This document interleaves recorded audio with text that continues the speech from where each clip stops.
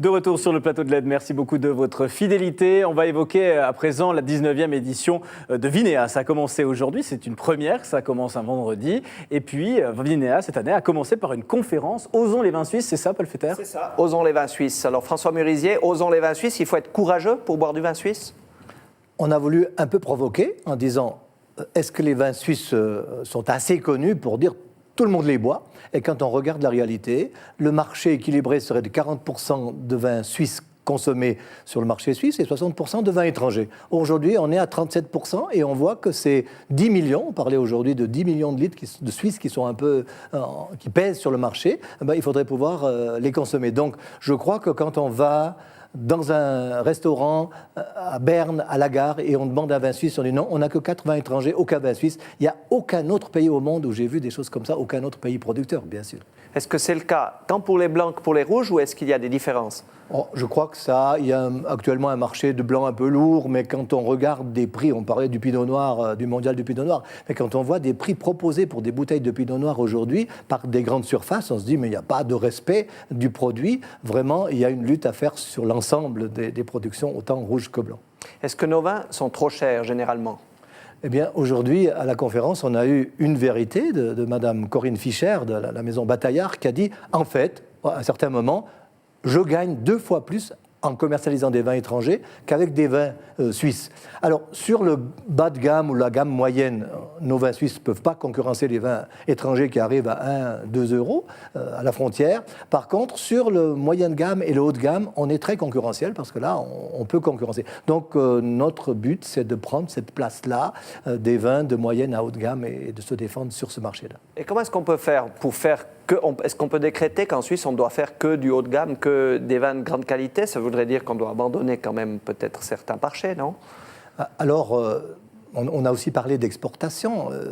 La Suisse a essayé, on est toujours bloqué à 1% d'exportation. Si on dit on renonce au marché de bas de gamme avec des prix bradés, forcément on doit dire soit on produit moins, en arrachant des vignes, en diminuant les productions, ce qu'on va faire actuellement, puisqu'on discute des quotas de rendement, ou alors on va sur des marchés intéressants à l'exportation. Et moi, je suis convaincu, je le dis depuis tout le temps, on doit encore renforcer nos efforts vers l'exportation, probablement avec l'aide aussi de la Confédération. Pour l'instant, l'exportation, c'est combien des vins suisses? 1% de la production, 1,5% suivant les calculs, donc c'est confidentiel. Mais ça fait 10 ans que c'est comme ça, on en parle tout le temps, c'est un serpent de mer. Voilà, ça fait 10 ans que c'est comme ça, les gens disent on a essayé, on n'est pas connu, on n'a pas de notoriété, mais à un moment donné, il faudra bien se dire, si on veut maintenir nos 15 000 hectares, ce que je souhaite, parce qu'on a un cadastre précis qui limite la viticulture suisse, la surface à 15 000 hectares, je suis sûr qu'on peut les conserver, mais il faut un effort, il faut à un moment donné se mettre d'accord. Aujourd'hui, le but, c'est de mettre tous les partenaires, d'ailleurs tous les producteurs suisses,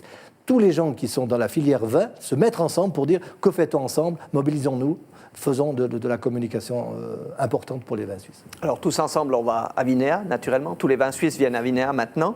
On a cette année des changements, le vendredi qui remplace le dimanche d'autrefois, et également une fermeture qui est repoussée de 17 à 19 heures, donc 2 heures de plus le soir.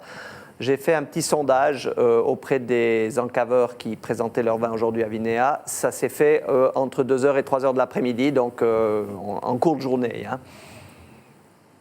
Remplacer le dimanche par le vendredi, qu'est-ce que vous en pensez? J'ai apprécié cette année le vendredi parce que je crois que c'est des gens qui ont envie de déguster nos vins. Je ne pense pas qu'on arrivera à remplacer les clients du dimanche par le vendredi. Je trouve personnellement que c'est beaucoup plus professionnel. Moi j'aimais bien le dimanche, on avait des familles qui venaient, des œnophiles, des gens qui prenaient le temps. Alors on verra, on les attend toujours, on les cherche. J'espère que le monde arrivera en fin d'après-midi.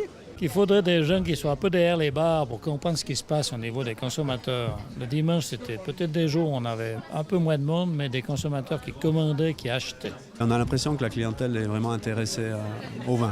Repousser jusqu'à 19h la fermeture, ça vous fait peur? Alors moi j'aime bien servir à boire, mais à des gens qui ont envie de déguster, pas les gens qui viennent chez nous pour uniquement boire l'apéritif. Je pense que c'est une erreur. Pendant des années, on a essayé de ramener l'horaire vers les 5 heures au maximum, et aujourd'hui on prolonge à 19 heures. Je souhaiterais que ça se prolonge jusqu'à 20 heures en tout cas. Je pense que pendant la soirée, ce sera plus un moment festif qu'un moment de vente réel. On passe au vendredi, c'est indispensable de finir un peu plus tard, je pense. On aura peut-être plus affaire à des apérophiles, voire des avinophiles qu'à des œnophiles qu'on recherche. Vinéa, c'est quand même un endroit où on cherche à vendre et pas forcément à uniquement servir des verres. Alors pour le vendredi, on voit que les gens semblent assez partagés, hein. Il y a des avis pour, des avis contre. Vous avez entendu des premiers échos ? Oui, donc il faut déjà rappeler pourquoi on a fait ce changement. On a fait une enquête auprès des producteurs qui viennent dans la rue régulièrement et on avait une majorité pour passer au vendredi. Il faut dire que déjà depuis 2 ans, on a ouvert le vendredi en fin d'après-midi avec les groupements, le mondial des pinots, donc les vins de pinot primés. On ne pouvait pas faire 3 jours, alors on a opté pour ce vendredi. Maintenant, l'horaire, on s'arrête à 17h, c'est professionnel, mais on l'a bien entendu, les avis sont partagés. Il y a des gens qui quittent le bureau à 5h, selon dit c'est déjà fermé à 6h par exemple. Il faudrait quand même qu'ils aient un peu de temps pour déguster. Moi, je ne crois pas trop que c'est que l'apéro et boire des verres. Les gens qui sont vraiment passionnés, ils sont passionnés à 5h, à 6h et à 19h aussi. Mais ça sera pour les Sierrois, ceux qui sortent des bureaux, parce que les Martignerains, ils sortent du bureau à 17h, ils ne vont pas vite filer sur Sierre. Moi, j'ai des gens qui m'ont dit, j'arrête à 4h le vendredi, cette fois on arrête un peu plus tôt. Je fais un petit saut. Je fais un petit saut à Vinéa, puis comme ça sera un grand saut. Donc voilà, tout changement provoque des réactions, mais on voit que les avis sont partagés. Puis bien sûr qu'il faut dire que la météo n'a pas été favorable. J'aurais aimé qu'on dise à la radio suisse romande aujourd'hui, je ne sais pas Canal 9 ce qu'on a dit, venez à Sierre, c'est le seul endroit où il ne pleuvra pas, parce qu'il n'y a pas une goutte à Sierre, partout ailleurs il pleuvait. Donc on n'a pas beaucoup de chance avec la météo. Bon, à Canal 9, on ne fait pas la pluie et le beau temps, mais comme on a l'émission qu'à 6h, on n'a rien pu dire. Mais maintenant, quelques conseils du spécialiste. Comment visiter Vinéa ? Est-ce que ça se visite n'importe comment, on prend au bol, ou bien est-ce qu'il y a quand même une méthode ? Voilà. Si on a envie de rencontrer des producteurs, il y a différentes méthodes.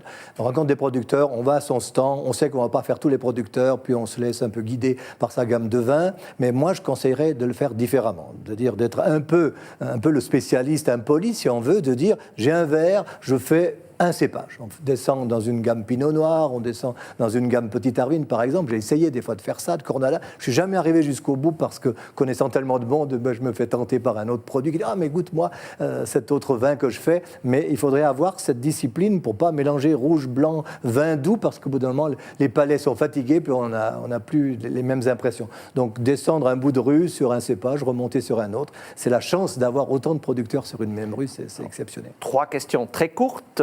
Quel vin ou quel type de vin il ne faut vraiment pas manquer quand on vient en Valais ?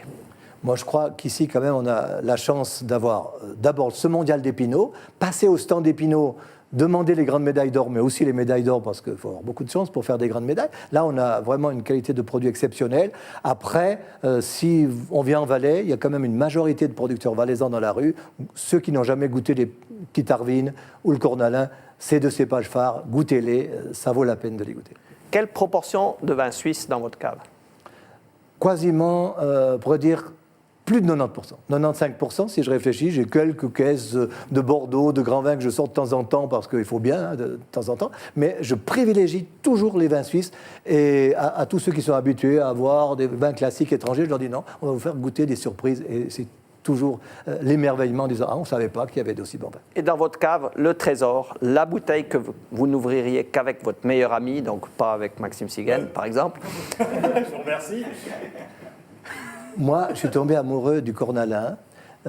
C'est un vin extraordinaire quand il est bon. Il n'est pas toujours extraordinaire, mais quand il est bon, on a cette complexité de fruits unique dans le monde qu'on ne trouve pas. On a des tanins soyeux. Alors, si j'ai un Cornalin 2010, 2009 qui a déjà pris un peu de bouteille, je vais sortir. Et le Cornalin de qui vous allez sortir ? Allez, si vous deviez en donner un, dans votre cave. Je crois que je n'en ai pas un comme ça. Je vais prendre ce Cornalin-là, mais on a entendu Claudie Clavien. Le directeur de Vinéa ne se mouille pas. Donc voilà. Vous, Paul ? Si je devais donner un Cornalin. Non, que vous partageriez avec moi, par exemple. Ah, mais moi je partagerais tout avec vous. Non, moi, une grande bouteille d'Arvine de Gérald Bess, par exemple. Voilà, très bien. Bernard, mais vous avez une grande cave ou... Non, ça diminue à mesure. Ça diminue à mesure, il faut la remplir. Hein. Voilà. Mais vin suisse, vin valaisan, vin étranger, vous êtes preneur de tout ? Je préfère le vin valaisan. Ouais. C'est vrai que des fois, en fonction de l'utilisation, c'est vrai qu'au niveau budget, c'est pas toujours facile. J'ai entendu un truc pas mal l'autre jour. On a les piquettes, si j'ose utiliser ce terme, la plus chère. Et le bon vin le moins cher en Valais.